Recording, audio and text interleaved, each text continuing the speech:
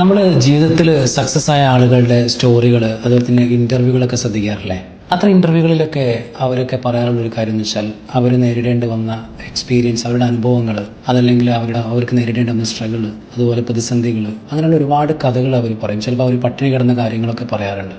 അപ്പോൾ ഇങ്ങനെയൊക്കെ പറയുന്ന സമയത്ത് നോർമലി ആ ഒരു ഇൻ്റർവ്യൂ ഒക്കെ സോഷ്യൽ മീഡിയയിലൊക്കെ വന്നു കഴിഞ്ഞാൽ ചില ആളുകൾ കമൻ്റ് ഇടുന്നത് കാണാം. ഇതൊക്കെ സാധാരണമായിട്ട് എല്ലാവർക്കും അനുഭവിക്കുന്ന അനുഭവങ്ങളല്ലേ, എക്സ്പീരിയൻസ് അല്ലേ, ഇത് ഇത്ര അസാധാരണമായിട്ട് എന്താ ഉള്ളതെന്നൊക്കെ ചിന്തിക്കുന്ന ആളുകളുണ്ട്. അപ്പം ഞാൻ പറയുന്നത് അത്തരം ചിന്തിക്കുന്ന ആ ഒരാളുകളും ആ സക്സസ് ആയ വ്യക്തിയും തമ്മിലുള്ളൊരു പ്രധാനപ്പെട്ടൊരു വ്യത്യാസം എന്താണെന്ന് വെച്ച് കഴിഞ്ഞാൽ, ആ സക്സസ് ആയ വ്യക്തി അതിലേക്ക് എത്തിയിട്ടുള്ളത് അവരുടെ പ്രയാസങ്ങൾ, പ്രതിസന്ധികൾ, അതുപോലെ തന്നെ സ്ട്രഗിളൊക്കെ അവർ ഓവർകം ചെയ്ത് അതിനുള്ള ഹാർഡ് വർക്ക് ചെയ്ത് ഒരു സക്സസ്സിലേക്ക് എത്തിയതേക്കുറിച്ചാണ് അവർ പറയുന്നത്.